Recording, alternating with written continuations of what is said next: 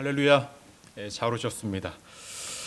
오늘 하루도 고생하셨고 애쓰셨고 또 이 자리에까지 나오시는데 많은 고민도 있으셨을 텐데 마음 다잡고 잘 나오셨습니다.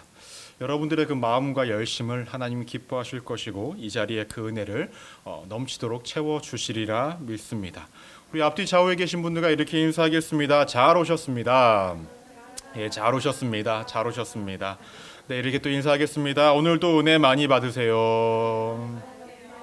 네, 받으세요. 좋습니다. 주일날 우리가 이제 선물을 이제 나누는 시간이 있지 않습니까? 벌써 몇 개를 갖다 놓으셨어요. 예쁘게 포장도 하셨는데 이렇게 예쁘게 포장해서 가져오셔서 서로 기쁨의 시간을 나누기를 소망합니다. 또 잊어버리고 안 갖고 오실까봐 노심초사하는 마음에 말씀을 한번 드려봅니다. 안 갖고 오셔도 됩니다. 뭐 제가 또 선물을 준비하면 되니까요. 그래도 갖고 오시면 더 좋을 것 같긴 합니다. 오늘 나홈서 2장 1절에서 13절까지의 말씀을 근거로 악함을 강함으로 심판하시는 하나님이라는 제목으로 함께 은혜를 나누고자 합니다. 말씀 제목 따라해 보시겠습니다. 악함을 강함으로 심판하시는 하나님. 지난주에도 말씀을 드렸지만 제가 반복적으로 이야기를 드리고자 하는 것이 있습니다. 무엇이냐면 나홈서의 배경입니다. 우리가 말씀을 듣지만 일주일이 지나면 정말로 씻은 듯이 깨끗해지는 것이 우리의 머리이지 않습니까? 정말로 정금과 같이 정결하여지고 양털과 같이 깨끗해지는 게 우리의 머리이기 때문에 나홈서의 배경을 말씀드리고자 합니다. 나홈서의 배경은요, 이스라엘이란 나라가 원래 솔로몬 때에 이제 하나의 나라였는데 솔로몬 이후부터 이제 나라가 두 개로 나눠집니다. 하나는 북이스라엘이라는 명칭으로 나눠지고 하나는 남유다라는 이름으로 이 두 개가 나눠지게 되어집니다. 그때 당시에 패권을 잡았던 정말로 강대국이었던 나라가 아시리아라는 나라였습니다. 이 아시리아 나라가 무엇을 했냐면은 주변의 모든 나라들을 정복하고 주변의 많은 나라들을 힘겹게 하고 어렵게 했었는데 무엇보다 북이스라엘을 멸망시킨 나라가 아시리아라는 나라였습니다.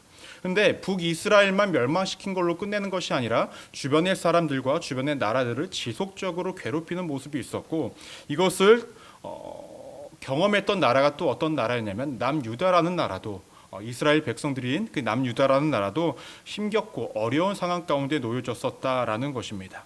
하나님께서는 이러한 그 아시리아의 그 악행을 더 이상 보지 않으셨습니다. 왜냐하면 그들은 더 이상 인간으로서 하지 말아야 할 행동들을 너무나 자연스럽게 자행해 왔기 때문에 이제는 그 나홈을 통하여서 아시리아를 심판하시겠다라고 하나님께서 말씀하고 있었다라는 것입니다. 그런데 지난주까지 말씀을 보시면 제가 이렇게 말씀을 드렸습니다. 하나님의 심판이 이스라엘 백성들 그 남유다 사람들에겐 위로가 됩니다. 왜냐? 아시리아 사람들이 고통받을 것이고 그들이 이제 멸망할 것이기 때문에 위로가 되어집니다. 하지만 아시리아 사람들에게는 하나님이 어떠한 존재입니까? 심판자의 하나님이라고 제가 말씀을 드렸죠. 그런데 나홈을 통해서 하나님께서 그 아시리아를 심판하겠다, 니느웨를 심판하겠다고 하는 그 말씀을 당시에 이스라엘 백성들, 그 남유다 사람들은 믿지 않았다라는 거예요. 왜냐? 너무나 한 100여 년의 시간 동안 하나님은 자신들을 돌보지 않았고 더 나아가서 아시리아는 도무지 무너질 것 같지 않은 나라였다라는 거예요. 너무나 강한 민족이었기 때문에 이 나라가 무너지지 않을 것 같다라고 여기서 의심을 갖고 있었지만 하나님께서 명확하게 말씀하시죠. 너네 의심하지 말고 앞으로 내가 할 일을 봐라라고 말씀하셨습니다. 그래서 오늘 말씀을 보시면 하나님께서 이제 구체적으로 이 아시리아라는 나라를, 이 니느웨라는 도시를 어떻게 심판하실지, 그들은 또 어떻게 무너질지에 대해서 명확하게 보여주고 있습니다. 말씀을 본격적으로 이제 나누기에 앞서서 우리 성도님들에게 질문을 하도록 하겠습니다. 여러분들은 살아가면서 와, 이건 도무지 내가 어떻게 할 수가 없다라고 느끼신 적이 있으십니까 혹시? 예를 들면 같이 운동을 할 때에 아니면 내가 공부를 했을 때에 같이 운동하는 사람이 같이 운동을 배우고 같이 운동을 하는데 나보다 너무 월등하게 잘하는 거예요. 아니면 같이 공부를 했는데 야, 내 머리가 돌인가? 라고 생각할 정도로 같이 공부한 사람이 너무 월등하게 잘하는 거예요. 그러한 모습들을 보면 어떠한 생각이 듭니까? 와, 내가 정말 따라갈 수가 없다. 내가 어찌할 수가 없다라는 생각이 들지 않겠습니까?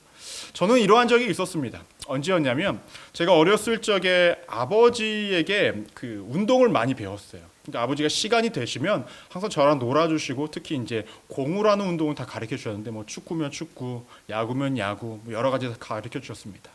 근데 제가 나이가 들어감에 따라 아버지도 나이가 드셨겠죠. 함에 따라 한 종목 한 종목씩 제가 아버지보다 더 잘하게 되는 것들이 많아지고 있었어요.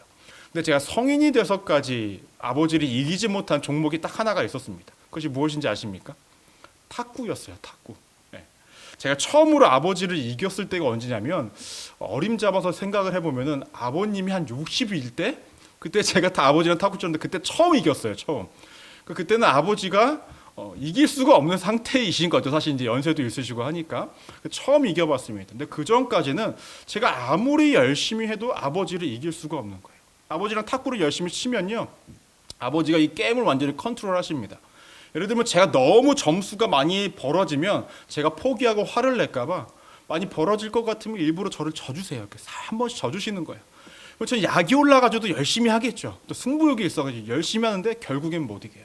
그런데 사실 저는 제 또래 친구들과 탁구를 쳤을 때 저는 거의 다 이기는 사람이었거든요. 근데 아버지하고만 치면은 항상 그렇게 지는 거예요. 그리고 도저히 내가 이길 수 없다라는 생각이 항상 머릿속에 있는 상황이었다는 것입니다. 당시에 이스라엘 백성들의 생각이요, 아시리아를 봤을 때 이러했을 것입니다. 우리가 저들과 싸웠을 때는 우리는 도무지 이길 수 없다라는 생각을 했었을 것입니다. 그런데 이제 하나님이 아시리아를 심판하실 때에 아시리아 사람들이 이제 이렇게 생각할 것입니다. 내가 하나님을 도무지 이길 수가 없구나 라는 그 모습을 하나님께서 이제 보여주시겠다라고 말씀하고 있다는 것입니다. 오늘 1절 말씀을 보시면 이렇게 언급합니다.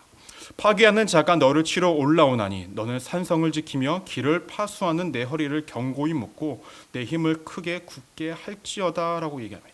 그래서 파괴하는 자라는 것은 흩트는 자라는 거예요. 그러니까 앞으로 이 니느웨라는 곳이 이제 하나님께서 심판을 하실 건데 이 파괴하는 자들, 그러니까 니느웨를 흩어버리는 자들이 등장을 한다라는 것입니다. 이들이 누구냐면 성경에서 등장하고 있지 않지만 역사적으로 보면 바벨론이라는 민족과 메대라는 민족이 둘이 연합을 합니다. 그래서 누구를 치냐면 이 니느웨, 이 아시리아를 칩니다. 이들이 누구를 아시리아를 이렇게 공격하겠다라고 말을 하고 있습니다. 오늘 1절 말씀을 보시면요, 하나님께서 하시는 말씀인데 뭔가 아시리아를, 니느웨를 격려하는 것 같아요. 도와주는 말입니다. 파괴하는 자가 너를 치러 올라올 거야. 너는 산성을 지켜야 하고 깊은 파수를 하며 내 허리를 견고히 묶고 내 힘을 크게 굳게 해야 돼 라고 말씀하시는 것 같지만 이 억양이 그게 아니라는 겁니다. 뭐냐면 파괴하는 자가 올라온다. 너 산성 가봐라. 아무 소용없어. 또 파수하는 자를 보여둬봐라. 아무 의미 없어. 내 허리에 견고히 묶고 내 힘을 크게 해봐. 그거 아무 의미 없다. 백날 해봐라 라고 하나님께서 이렇게 이야기하고 있다는 겁니다. 하나님께서는 왜 아시리아를 이렇게 공격을 하시고 심판을 하시는가? 2절 말씀을 보시면 이렇게 언급합니다. 여호와께서 야곱의 영광을 회복하시되 이스라엘의 영광 같게 하시나니 이는 약탈자들이 약탈하였고 또 그들의 포도나무 가지를 없이 하였음이라 라고 얘기합니다. 제가 전에도 말씀을 드렸지만 이미 이 남유다 사람들은요, 이전에 한번 아시리아를 통하여서 크게 호되게 당했습니다. 히스기야 왕 때 이 아시리아 나라가 쳐들어와서 이미 그들의 목에 칼을 댈 정도로 이미 이 나라는 도무지 이길 수 없는 상황이었고 약탈할 것들을 약탈하였고, 이 성경에 보시면 포도나무 가지라고 나오는데 구약에서의 포도나무 가지는 이스라엘 백성들을 얘기합니다. 그 이스라엘 백성들을 꺾어버렸다라는 거예요. 때문에 하나님께서는 너네가, 아시리아가 아무리 많은 것들을 노력해도 너네는 도무지 이길 수가 없어. 왜냐? 너네는 내 백성 남유다 백성들을 어떻게 약탈하였고 그들을 꺾어버렸기 때문에 그러하다라고 말씀하십니다. 더 나아가서 하나님께서는 야곱의 영광을 회복할 거야. 이스라엘의 영광을 회복할 거라고 말씀을 하시는데, 여러분, 야곱과 이스라엘 같은 사람일까요? 다른 사람일까요? 저만 빤히 보지 마시고 뭐 이렇게 바라보면 뭐 답이 나올 것처럼 바라보시는데, 같은 사람이죠. 원래 야곱으로 살아가다가 창세기 32장을 보시면 야뽕 나루토에서 하나님이 보내신 사자와 시험을 합니다. 그때에 이제 다치게 됨으로 통하여서 그때에 이제 이름을 새롭게 얻게 되는데 그 이름이 이스라엘이죠. 같은 사람입니다. 그렇다고 하면 오늘 말씀에서 야곱의 영광을 회복하는 건 뭐고 이스라엘 영광 갖게 한다는 것은 무엇일까요? 야곱으로서 살아갈 때에 굉장히 힘겹게 살아갔습니다. 야곱은. 근데 그때에도 하나님께서는 그 야곱을 인도하셨죠. 근데 이름이 바뀐 다음에 이스라엘로서 삶을 살아갈 때도 하나님께서는 그 이스라엘을 하나님이 인도하셨다라는 것입니다. 즉 야곱일 때나 이스라엘 때나 관계없이 하나님은 이 야곱과 이스라엘을 인도하시고 그를 항상 영광의 자리에 있게 하셨다는 그 하나님이 앞으로 이제 이 남유다를 그렇게 만들어 주겠다라고 이야기하고 있다는 거예요. 그렇다면 우리가 여기서 첫 번째로 기억하셔야 될 것이 있습니다. 그것은 무엇이냐면 하나님은 이 악한 강함을 더 큰 강함으로 무력하게 하신다라는 거예요. 따라해 볼까요? 하나님은 악한 강함을 더 큰 강함으로 무력하게 하십니다. 하나님은 강한 자들을 미워하시는 분일까요? 그렇지 않으십니다. 하나님은 강한 자들의 삶을 부정하시는 분이 아니라는 거예요. 하나님은 강함을 악하게 쓰는 자들을 미워하시고 그들을 심판하시는 분이라는 것입니다. 그렇다고 한다면 이 악한 자들, 그러니까 강하지만 악하게 살아가는 자들은 아시리아에게만 포함되어지는 말씀은 아닌다라는 것입니다. 우리가 인생을 살아가면서 내가 물질이 넉넉함으로 통하여서, 내가 어떠한 명예를 갖고 있음으로 통하여서, 내가 어떠한 권력을 갖고 있음으로 통하여서 다른 사람들보다 강함이 있다고 한다면, 그런데 그 강함을 악하게 사용하고 있다고 한다면 하나님께서는 그 강함보다 더 큰 강함으로 우리를 심판하실 수도 있다는 것입니다. 믿으십니까? 믿지만 믿고 싶지 않은 사실이죠. 사실 아시리아라는 나라는요, 하나님께 심판의 도구로 쓰임을 받았던 나라입니다.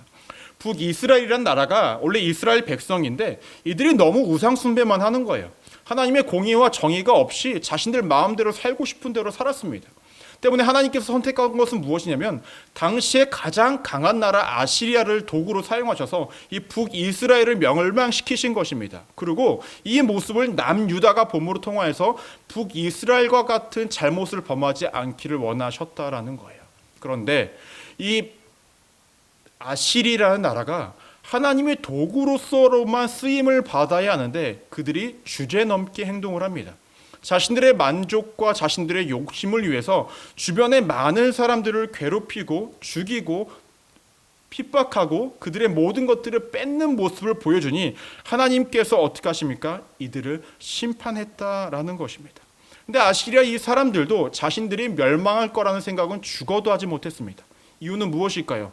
자신들은 너무나 강하니까. 자신들은 어떠한 전쟁도 다 이길 수 있으니까 이러한 생각 때문에 무너질 거라고 생각을 안 했다라는 것입니다. 그런데 여기서 중요한 것이 있습니다. 아시리아의 강함은 하나님께 아무런 중요한 요소가 아니었다라는 거예요. 중요한 건 하나님이 심판하시겠다 마음 먹으신 게 중요한 거예요. 왜냐? 그들의 강함은 하나님의 강함 앞에서 아무것도 아니기 때문에 그러합니다. 그러면 우리가 인생을 살아가면서 진정으로 우리가 두려워해야 할 대상은 누구일까요? 세상에 나를 괴롭히게 하는 그 무엇들, 나를 힘겹게 하는 그 무엇들, 그것들을 두려워해야 할까요? 아니요. 우리가 정말로 두려워할 대상은 하나님이십니다. 하나님이 이 세상의 그 어떠한 것들보다 강하시기에 우리의 인생을 힘겹게 만드실 수도 있고 우리의 인생을 위로자의 하나님으로 등장하실 수도 있다는 것입니다. 때문에 오늘의 말씀은 너무나 중요합니다. 우리가 항상 기억하셔야 될 것은 무엇이냐면 세상 가운데 내가 악한 존재로 살아가고 있는 건 아닌지를 되돌아봐야 하는 것이고 더 나아가 내가 누구를 통하여서 악함을 당하고 있다고 한다면 그 모든 것들 가운데 하나님은 더 큰 강함으로 분명히 그 악함을 해결하시고 심판하신다라는 것입니다. 제가 이렇게 말씀을 드리면 우리 성도님들 중에 이렇게 이야기하실 분이 있을 거예요. 목사님, 나의 형편을 보세요. 내가 뭐 그렇게 강하고 뭐 그렇게 악하겠습니까? 라고 말씀하실 수도 있습니다.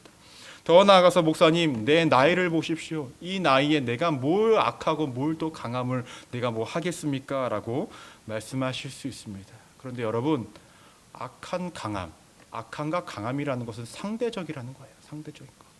내가 아무리 나약하다고 생각해도 내가 누군가에는 감정적으로 강한 자가 될 수가 있습니다. 내가 아무리 물질이 부족해도 더 물질이 부족한 자들 앞에서 나는 강한 자가 될 수가 있다는 거예요. 내가 정말로 나약한 자라고 느껴지는 그 순간에도 나보다 더 나약한 자들보다는 내가 강한 자가 될 수가 있다는 거예요. 그럴 때 여러분들이 가진 그 강함을 악하게 사용한다고 한다면 우리도 아시리아와 같이 하나님이 심판하시는 대상에 우리가 포함될 수밖에 없다는 것입니다. 그러나 역으로 우리가 그 악함 가운데 살아가지 않고 하나님의 의로움 가운데 살아간다고 한다면 우리는 하나님의 보호하심을 받는 자로서의 삶을 살아갈 수 있다는 것입니다. 저는 우리 성도님들이 오늘 한번 나의 삶을 스스로 돌아보셨으면 좋겠습니다. 내가 비록 나약하다 할지라도 내 안에 악함이 있는 것은 아닌가? 나의 악함으로 통하여서 하나님의 뜻에 벗어나는 인생을 살아가고 있지는 않은가를 되돌아보셔서 악함 가운데 살아가시는 것이 아니라 하나님의 은혜와 하나님의 품 안에 거하시는 믿음의 삶을 살아가시는 우리 믿음의 성도님들 되시기를 주님의 이름으로 축원합니다. 말씀을 이어서 보시면 3절과 4절을 보시면 이렇게 언급합니다. 그의 용사들의 방패는 붉고 그의 무사들의 옷도 붉으며 그 항우를 버리는 날에 병거가의 쇠가 번쩍이고 노송나무 창이 요동하는도다. 그 병거는 미친 듯이 거리를 달리며 대로에서 이리저리 빨리 달리니 그 모양이 횃불 같고 빠르기가 번개 같도다라고 얘기합니다. 이 본문은 무엇을 의미하면요, 아시리아를 공격하는 이제 바벨론과 메대의 사람들이 이제 이러한 모습으로 등장을 한다는 거예요. 너무나 강력하고 너무나 위협적인 모습으로 다가온다는 것입니다. 여러분, 정말로 많은 사람들이 붉은 옷을 입고 창을 들고 여러분 앞에 등장한다고 생각해 보십시오. 우와, 멋있다라고 생각하시겠습니까? 멋있을 수도 있겠죠. 그런데 전쟁 앞두고 정말로 붉은 옷을 입고 단체로 수만 명의 사람들이 창을 들고 이렇게 살기를 잇는 듯한 눈으로 바라보고 있다고 한다면 너무나 두려울 것입니다. 근데 이것을 누가 당한다고요? 아시리아가 당한다는 것입니다. 더 나아가서 5절 말씀 우리 함께 읽어볼까요? 시작. 그가 그의 존귀한 자들을 생각해내니 그들이 엎드려질 듯이 달려서 급히 성에 이르러 막을 것을 준비하도다 라고 얘기합니다. 아시리아 왕이 자신을 도와줄 어떤 관료들을 불러서 얼른 이 전쟁에서 이기도록 준비하도록 하지만 그 모든 것들은 아무 의미 없는 행동이 되어진다라고 이야기를 합니다. 이어서 6절 우리 함께 읽어보도록 하겠습니다. 시작. 강들의 수문이 열리고 왕궁이 소멸되며 라고 이야기합니다. 혹시 전에 드렸던 말씀을 기억하시는지 모르겠습니다. 이 니느웨라는 곳은 두 개 강 가운데에 요새처럼 있다고 말씀을 드렸습니다. 그래서 전쟁을 할 때에 너무나 유리한 위치에서 전쟁을 했다라는 거죠. 왜냐하면 이 강들이, 이 물들이 자연스럽게 더 이상 다른 곳으로 오지 못하게 하는 방패 역할을 했기 때문에 그러합니다. 그런데 이 말씀을 보시면 강들의 수문이 열린다라고 해요. 당시에 이 아시리아 사람들이 어떠한 행동을 했었냐면은 물이 너무나 풍부하기 때문에 지금으로 얘기하면 댐 같은 거를 만들었다고 합니다. 댐. 그래서 물을 잘 모아놨다가 필요할 때 그것을 열어서 다시 물을 또 공급하고 이러한 역할을 했다라는 거예요. 이것을 만들었다는 것입니다. 그런데 그 댐 같은 것들을 빼앗깁니다. 그래서 그 강들의 수문이 열려서 어떻게 됩니까? 그 니느웨 성이 물에 다 잠겨버린다라고 이야기를 하고 있다는 거예요. 또 7절과 8절 말씀을 보시면 이렇게 언급합니다. 정한 대로 왕후가 벌거벗은 몸으로 끌려가니 그 모든 시녀들이 가슴을 치며 비둘기같이 슬피 우는도다라고 얘기합니다. 그래서 왕후라는 것은요, 우리가 생각하는 왕후가 아니라요, 당시에 아시리아 사람들이 섬기던 신인 이스타르라는 신이었다라는 거예요. 그 신이 어떻게 됩니까? 끌려가요. 그 모습을 보고 주변의 사람들이 너무나 슬피 울었다라고 이야기를 합니다. 자신들을 오랫동안 지켜주고 있었다라고 믿었던 그 신이 이제는 아무런 힘이 없이 끌려가기만 하는 그 미약한 존재로서 등장하고 있다는 것입니다. 또 9절과 10절 말씀을 보시면 힘겹게 모았던, 전쟁을 통해서 너무나 어렵게 모았던 은과 금을 이제 아시리아가 다 뺏기게 되어진다라고 성경에선 이야기하고 있습니다. 이렇게 본다면 영원할 것 같았던 그들의 힘과 권력과 모든 것들이 다 무너진다라는 거죠. 그래서 기억하셔야 할 두 번째가 있습니다. 한번 따라해 보실까요? 하나님은 악한 자들이 의지하는 것들을 무력하게 하십니다. 하나님이 니느웨를 무너지게 하는 방법은 참으로 신기하고 참신합니다. 무엇입니까? 니느웨가 자랑하고 있었던 것, 이 아시리아 나라가 자랑하고 있었던 것들부터 차근차근 다 무너지게 만드셨다라는 거예요. 아까도 말씀을 드린 것처럼 이 니느웨라는 곳은, 이 아시리아라는 곳은 지형적으로 굉장히 유리한 위치에 있었죠. 물 때문에라도 굉장히 풍부하고 모든 것들이 살기 좋고 지형적으로 너무나 유리한 고지에 있었는데 물을 범람시킴으로 통하여서 그들이 자랑하고 그들이 의지했던 지형을 철저하게 무너지게 만드십니다. 더 나아가 오랫동안 자신들을 지켰던 그 수호신을 하나님께서는 철저하게 무너뜨리시고 그가 아무 힘을 발휘하지 못하게 사람의 손에 이끌려가는 존재로 만들어 버리십니다. 전에 말씀을 드렸듯이 당시의 전쟁은 신들의 전쟁이었습니다. 하나님과 이 아시리아가 믿고 있던 신들의 전쟁 가운데 아시리아 신은 철저하게 이제 무너져 버린다라는 거예요. 더 나아가 전쟁을 통하여서 많은 것들을 얻었던 은과 금, 그 많은 부를 이제는 하나님께서 다 거두어 가신다라고 이야기합니다. 이렇게 본다면 사람의 인생이라는 것이 참으로 자신이 너무나 잘 되고 모든 것들이 형통하고 자신이 인생의 정점이라고 생각할 때에 가장 조심해야 할 것이 우리의 모습이라는 것입니다. 내가 모든 것들이 잘 되고 있었을 때에 내가 의지하고 내가 자랑할 수 있다고 여기는 것들, 그 모든 것들은 하나님 앞에 교만의 요소가 되어지고 그 모든 것들은 내가 하나님 앞에 무너질 수 있는 요소가 될 수 있다는 것입니다. 아시리아는 철저하게 하나님께 이러한 심판을 받은 것입니다. 자신들이 내세울 수 있고 자신들의 자랑이었고 자신들을 지켜줄 수 있는 그 모든 것들을 하나님께서 철저하게 치셨다라는 거예요. 여러분 인생을 살아가실 때 여러분들은 뭘 의지하면서 살아가십니까? 건강이요? 자녀요? 자녀의 성공이요? 물질이요? 내가 그동안 쌓아왔던 그 어떤 것들이요? 그런 것들을 통해서 우리 안에 악이 생기고 남을 짓밟고 남을 무시하고 우리 안에 죄악이 싹트고 있다고 한다면 하나님은 그것부터 철저하게 거두어 가신다는 것입니다. 너무나 두려운 말씀입니다. 그렇다고 한다면 우리는 명확하게 기억해야 합니다. 내가 가진 그 인생의 어떠한 그 강함, 내가 가진 그 어떠한 인생의 좋은 점들, 남들에게 자랑할 만한 것들을 내가 마냥 좋아하기만 하는 것이 아니라 그것을 스스로 항상 컨트롤할 수 있어야 되고 그것을 항상 내가 내 안에 크게 세우는 것이 아니라 보다 더 낮추는 연습이 필요하다라는 것입니다. 왜냐하면 그것을 통해서 내가 죄악 가운데 빠질 수 있기 때문에 그러합니다. 마치 누구처럼? 아시리아처럼 말입니다. 여러분들이 그러한 잘못을 범하지 않기를 소망합니다.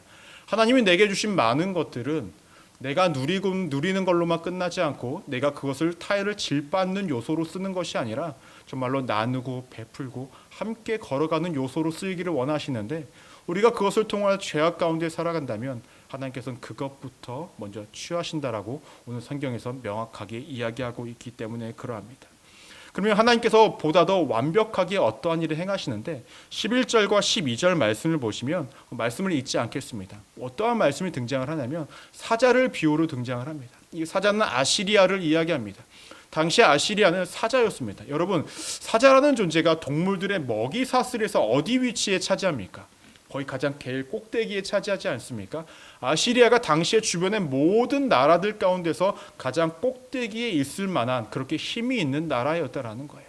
그런데 그전에는 이들이 어떠한 행동을 했냐면 이 숫사자, 이 아빠 사자가 아내 사자와 자녀들을 충분히 먹을 만큼 어떠한 그 가축을 잡아다가 자신들의 집에 채워놓는 일들을 했다고 한다면 이제는 그러한 일들을 못한다라는 것입니다.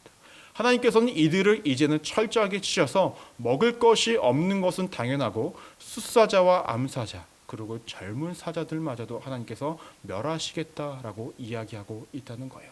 그래서 우리가 마지막으로 기억하셔야 할 세 번째가 있습니다. 그것은 하나님은 악함을 완전히 사라지게 하신다라는 거예요.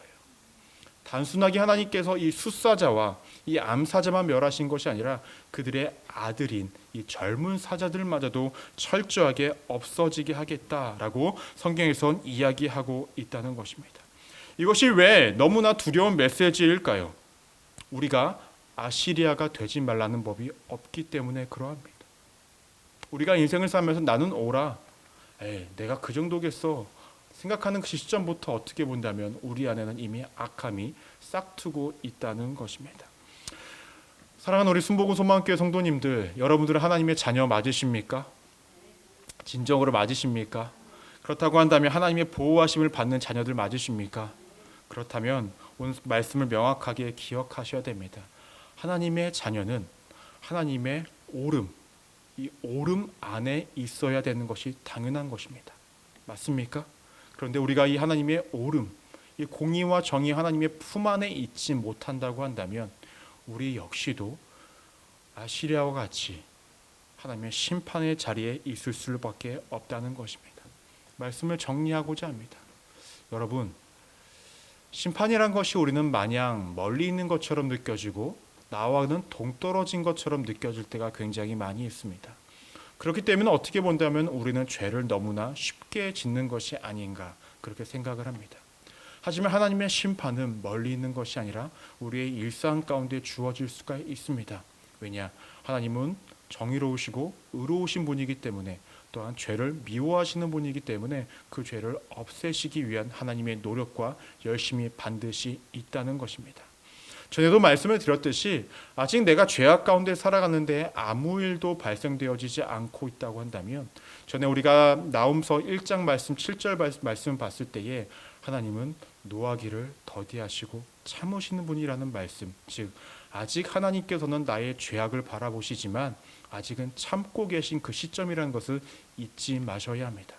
하나님의 그 참음이 끝난다고 한다면 우리가 아시리아와 같은 그런 죄악의 결과로서 심판을 받을 수밖에 없다는 것입니다.